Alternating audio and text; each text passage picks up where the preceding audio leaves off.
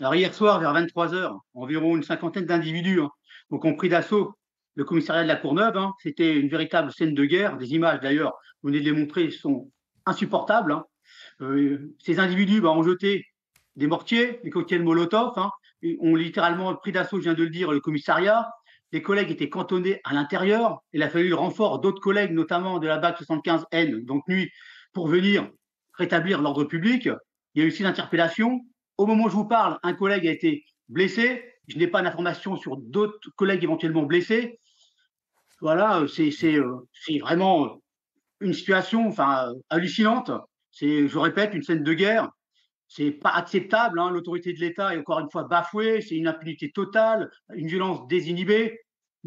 À chaque mort, à chaque drame, bien sûr, donc à chaque drame, chaque mort d'un jeune, c'est toujours la même chose. Des émeutes, ça a été le cas en juillet 2023, c'était le cas également en 2005. Donc des émeutes pour, entre guillemets, se venger d'une intervention policière. Je le dis venger entre guillemets.